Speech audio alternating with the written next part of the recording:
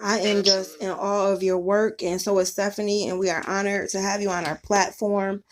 And thank you so much for your valued time today. You're in California, correct? No, today I'm actually in Atlanta, Georgia. Oh, amazing. Amazing. That's great. I'm in upstate New York, Syracuse to be specific. Okay, Uh, I've been there. I spoke at Syracuse University some years back. oh, wow. Oh, my gosh. That's amazing. And Brely, I'm excited to get started. You are an actress, singer, songwriter, producer, just amazing resume, and have accomplished some amazing things that so many people aspire to even have a tip of the iceberg career that you've had so far. What inspired you to get into the entertainment industry in the first place?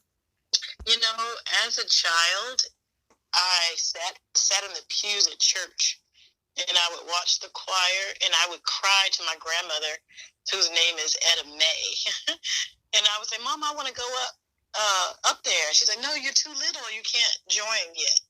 And I would make noise in the back, and then they would just be like, "Just let her go."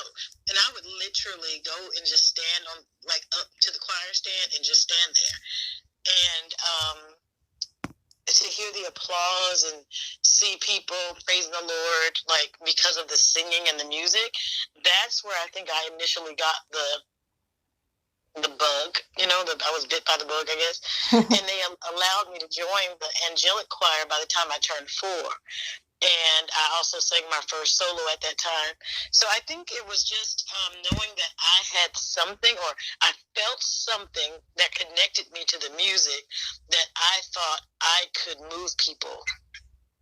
People will not stop calling me, that I could move people with something I had. I didn't know anything about God-given gifts and all that.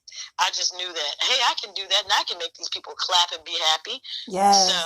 that was it. It was all about making others happy, and it made me feel good. Was there ever any other profession that you ever considered?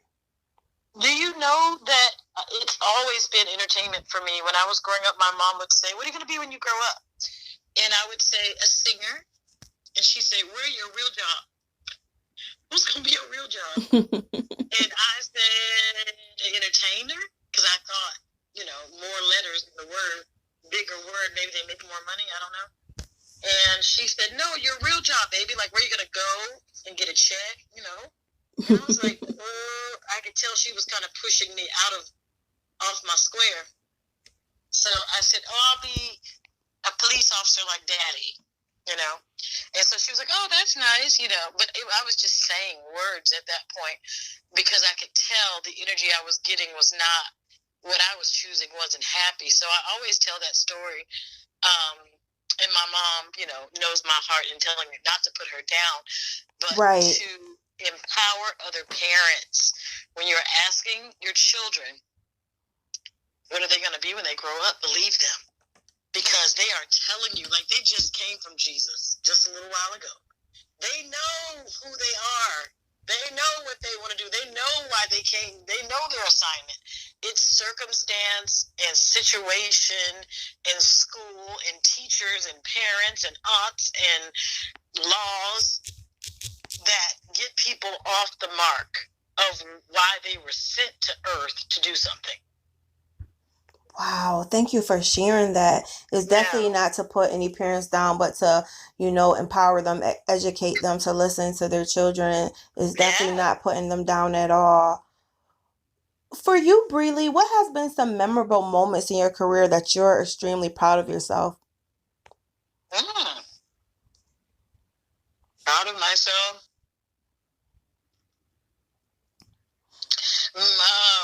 I'm just kind of guessing off the top of my head. I think I'm proud of myself that I look back, and I'm proud that someone told me, "You're an actor," and I kind of brushed it off at first. But he said, "You should come with me to meet my agent," and I went. And I didn't know this person very well, and so it's just weird that I got in the car with a stranger. I don't, think anyone should do that. Right, right. It was my neighbor, actually, so I knew him, from the neighborhood. But he was like, "You're an actor. I tell everyone you're famous." I'm like, "No." He's like, "Oh, my God, I just knew you were an actor." So I'm proud of myself that the God in someone spoke to the God in me, and I heard him, and I moved. Like, imagine if I didn't say yes that day. I would have probably still been at my 9-to-5 job, trying to figure it out. I would have found being an attorney, because I really love what an attorney does and how they think analytically. But had I not said yes that day, I wouldn't be here. And another proud moment, I would say, is the day I said no. When I was 18 years old, I graduated high school early at 17. And my parents would not allow me to go off to Spelman or Howard or any of those schools I wanted to go to, FAMU, because they said, you're only 17, all your friends are 18, 19, you can't go. You need to do your first year here. You need that year of being still here. So I went on to college at Cal State Hayward, which is now called Cal State East Bay, in the Bay Area of Oakland, California. And that's where my dad graduated from. So, of course, that's where they had me go. And I was so disappointed. But in my second year of college, Drez from the rap group back in the day called Black Sheep was walking down the street, saw my girlfriends and I, and said, hey, pretty girls, why don't you guys come be in our video? We're shooting a video right over here. Wow. We said, no. We said, what? Who are you? We don't know y'all. And he's like, yeah, we sing that song. You can get with this or you can get with that. I remember that. Wow. And we were like, oh my God. Oh, yeah, we do like that song. And they said, yeah, we're shooting a video over there. Come be in our video. And we said no. And he said, dang, y'all not going to be in a video? We're like, no, we're in college and we're not video girls. I know that's right. And then someone in our group of friends, in this group of friends we call B210, said, but they can sing. And so he said, well, sing something. And it just warms my heart that myself and Tara Stinson and Micah Montgomery had been getting together every Saturday afternoon, dancing on one of our parents' porches, kind of like how when you hear the old Beyonce stories, making up dances, singing songs, learning harmonies, getting songs ready. We didn't know for what, but it was for that moment, because we looked at each other and just started singing. And we had harmony and it sounded good. He said, I'm going to get y'all a record deal. And so that's how I actually got my first record deal. If you go on YouTube and you put in Image, E-M-A-G-E, you'll hear clips from our album. We got signed. We didn't even have a demo. We didn't have a headshot. All we had was the songs and dance moves that we had made up on Saturday mornings. And we said no to him for being in his music video. And then one of our girlfriends said, hey, but he's famous and you guys can sing. So they just blurted out they can sing. And then being ready in that moment, we sang. And one thing led to another. A guy named Lester Washington, who was an integral part of the story, literally paid for us to go to New York, meet with Drez and his record label, and they literally signed us that weekend. And so look at Image God. was signed. Yes, Image was signed to Mercury Records, and we toured on our first tour with the Backstreet Boys, opening up on their U.S. tour. Oh my gosh. So Wow. this thing has been on me since birth, and God has been navigating it in such a way that I'm awed every day. Wow, thank you so much, really, for sharing that. That is so inspirational. And who wouldn't have known, y'all just prepared. So y'all didn't have to get ready. Y'all were already prepared. Just stay ready. Like, so it doesn't matter if you have the gig. It doesn't matter if you have the TV show. It doesn't matter if you have the microphone. It doesn't matter if you have the audience. You should be somewhere getting ready. Because, where opportunity meets preparedness is success. Yes. Period. In any industry. So everyone should be somewhere getting ready, because that's when you're telling the universe, bring it to me. Every time you practice, every time you read on it, every time you do a thing, for that thing you really want in your life. You're telling the universe in which God made to work on your behalf. You're telling the universe you can bring it now every time you do it. So imagine the universe is gauging when you're really ready. So when you're really ready, then comes that one opportunity. I love, one of my mentors is Steve Harvey. He doesn't know he's my mentor, but he is one of my mentors. He says that his girlfriend dared him to go on a comedy stand-up amateur night. He didn't even know what a comedy club was, okay? So she dared him because she thought he was funny. So he liked the girl, so of course he's going to do it. Do you know that he went to sign up that night for the following week? And while they sat there watching what the comedians do on a date, they said, oh, our 10th person got scared and left. So we have one slot open, and we'll just take somebody from next week. Steve Harvey, come on up. Yes. And Steve went up and said he just started talking about the funny stuff he always talked about. He didn't have nothing prepared, but because he was a funny guy all his life, that's just who God made him to be. He won that night and won $50, and said he cried all the way home. And friend said, "Why are you crying? It was just $50." He said, "Because this is who I am." Wow. Because that was the moment he knew. Nothing else mattered. He literally quit his job the next day. And then what will you do for it? Oh, so this is what I want to tell you. He literally went and quit his job the next week. He always told people, I don't know if you want to take the leap like I did, but I promise you, if you take the leap, the parachute will open. So let me go back to my story when we said no to Drez to be in his video. We sang for him. He said, I'm going to get y'all a record deal. We were like, okay, whatever. My parents, I was at Cal State Hayward. Do you know I packed up my dorm room and went to New York and got a record deal and told my parents I'm not going back to college. And they were like, what? I said, I've never defied you my entire life. Let me do this one thing. I promise you I will go back and get my degree, which I did when I was 26. But I did give them their degree. But I said, no. This, there are 50-year-olds singing in nightclubs hoping that somebody gives them a chance.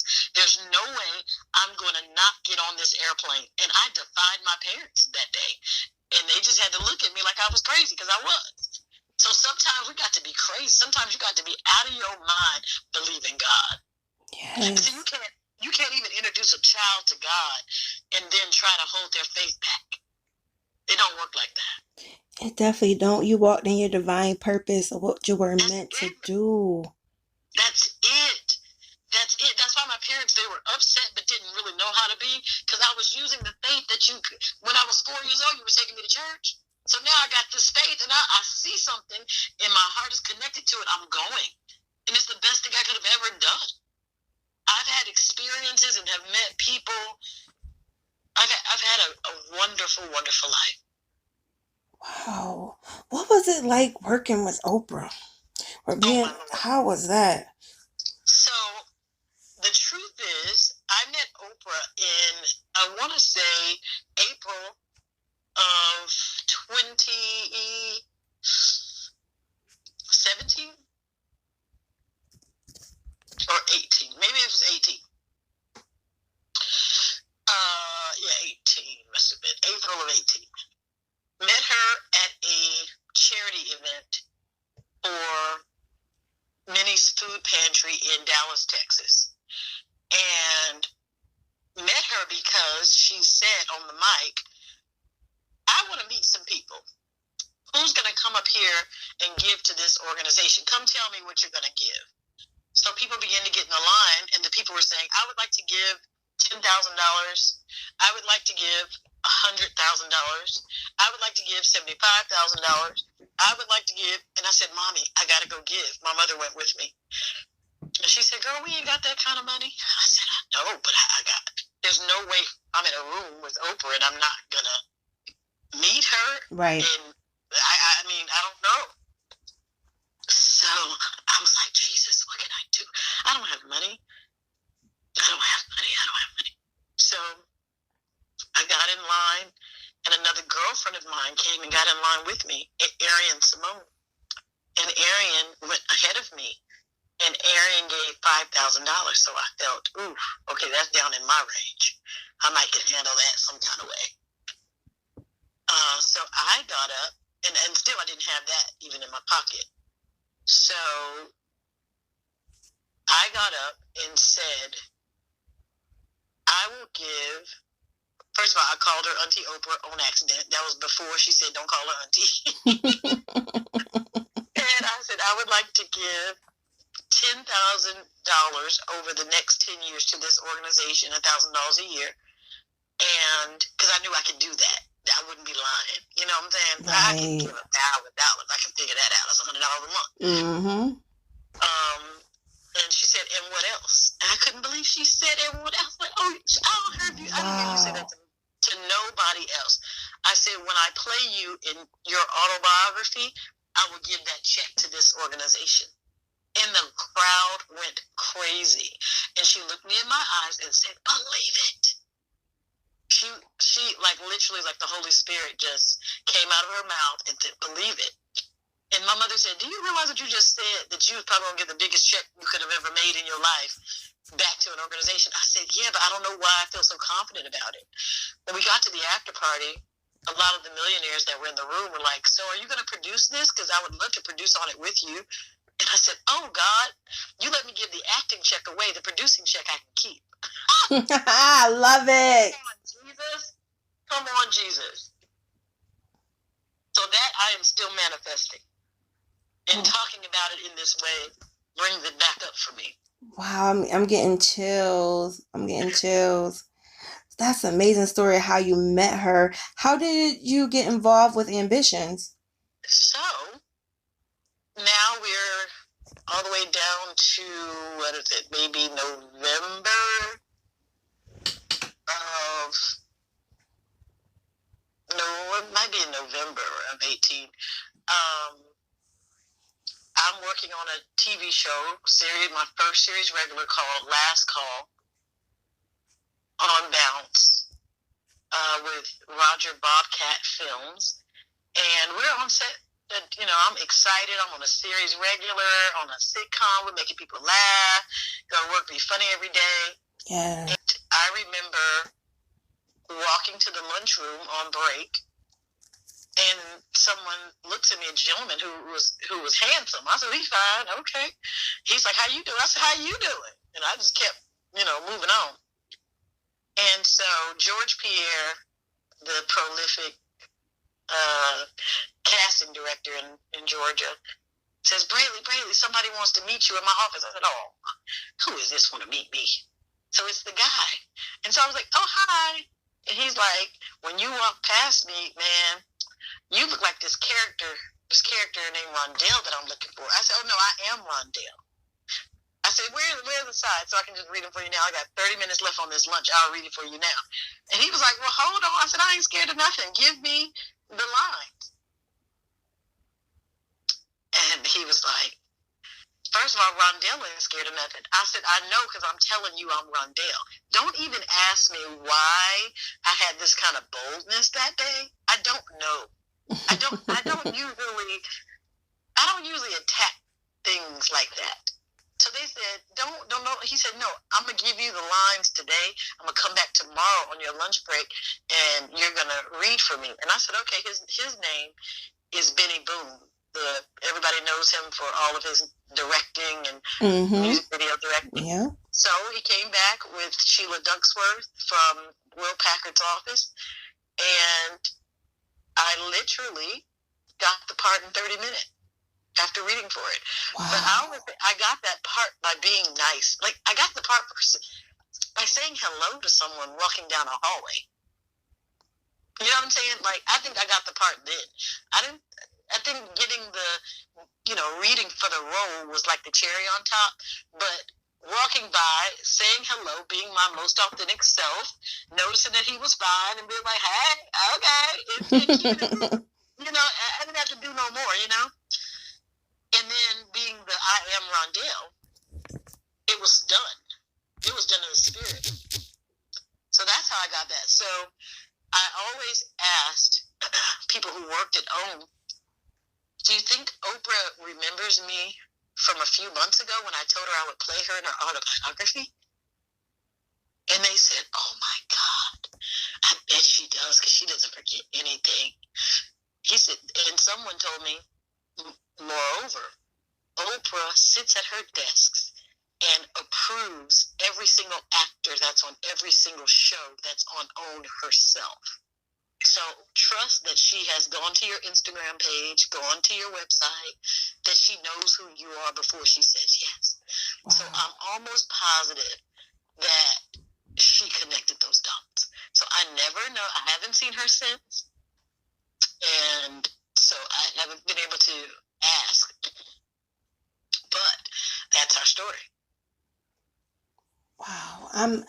I might need to get the church lady fan in a minute, Brely, because this is a powerful story that you're telling that's truly going to empower our readers. I'm just in awe and highly inspired.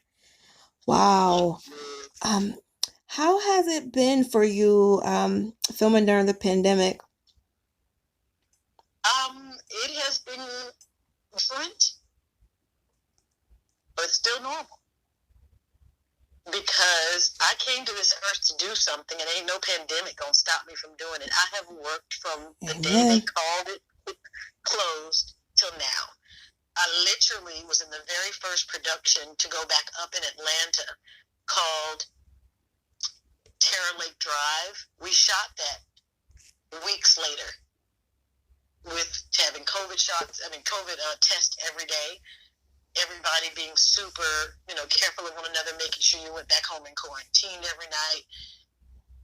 No one got COVID on our set. We were the very first production to go up in Atlanta, Georgia.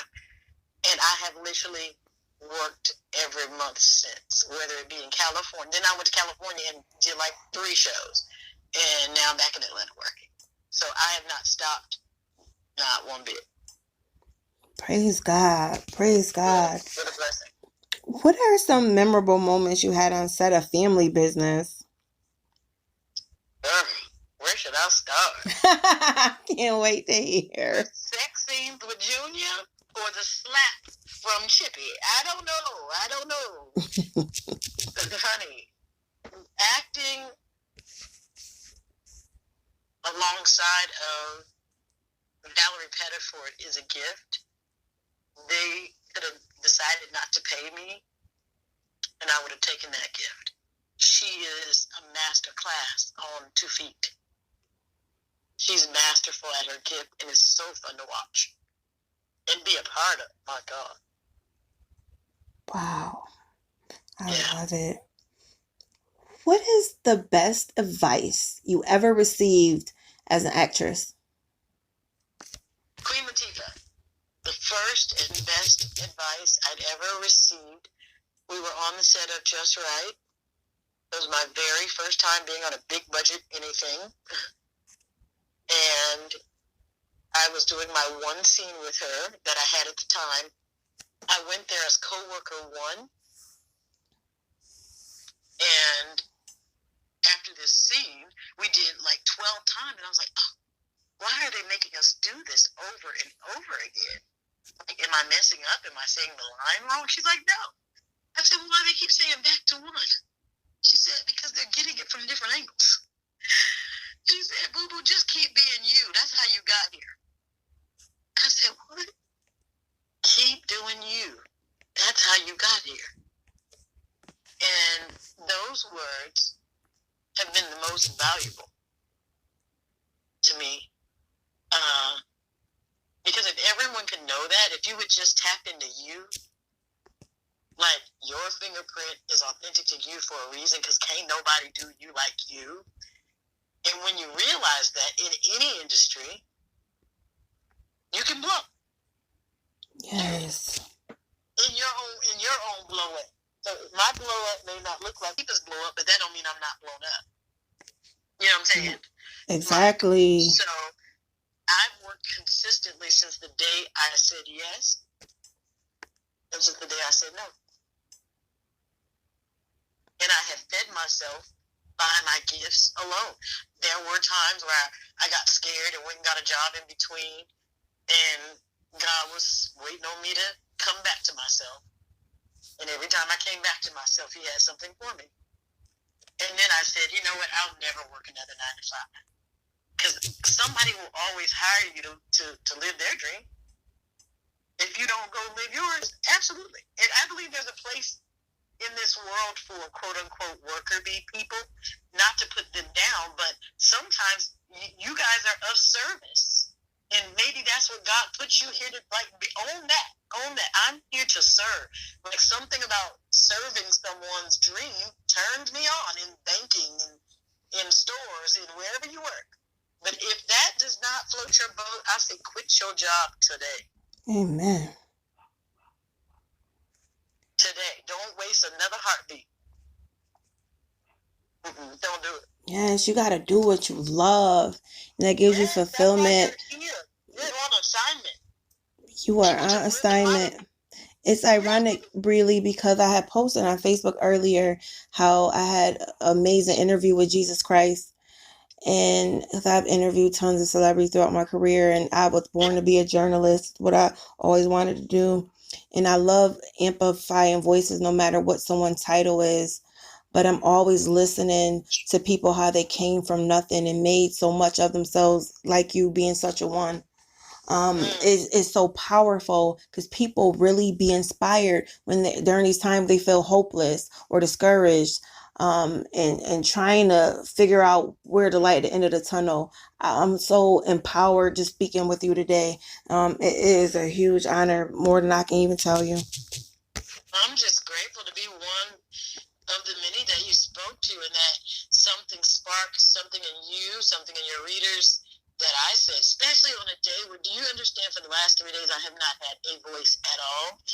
And God would have me in 4 o'clock this morning get up, go to ER, because I was like, I had to write. I didn't even talk.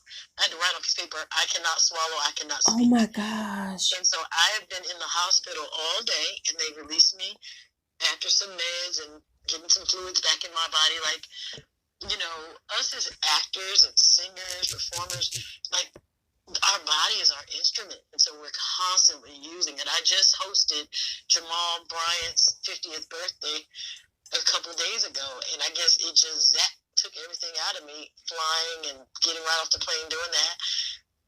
And when the other young lady called me trying to schedule, I said, I can't trust that I'm going to have a voice tomorrow, because I know I'm on meds right now. If she can call me, I'll do it. Right. But I can't trust what, I don't know what's going to happen. So I'm grateful for your flexibility. Oh, absolutely. It's a huge honor for sure. What do you think really that anyone should consider before they even attempt to become an actress or actor? That is something that God told them to do. Do not do what you can do, only do what you're called to do. Which means you do it for free. That's right. Period. That's right. If you love it, you're going to do it for the passion. The money will come when it come, but that passion... We don't even care. Just like we were practicing every Saturday. We didn't have a show. We didn't owe no money. But look, we got a whole rapper telling us he's going to get us a record deal, and did it. Dress from Black Sheep put us on, started a record label, and signed us.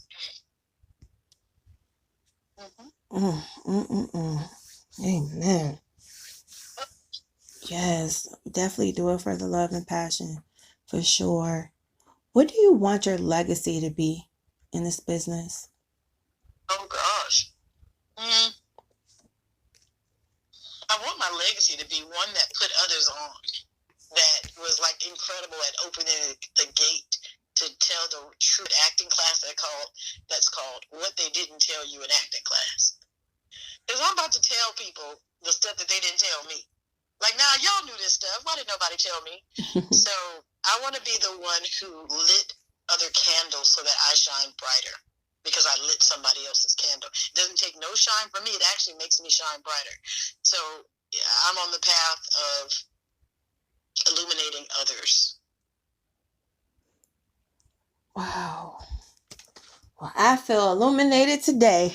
I definitely feel illuminated. Oh my gosh, Brely. Especially look at God. You weren't able to talk. You were in a hospital. And you still gave your value time to do this interview, to touch our readers and keep inspiring the world as you've been doing. I salute you, Queen. I honor you. I respect you. I admire you so wholeheartedly.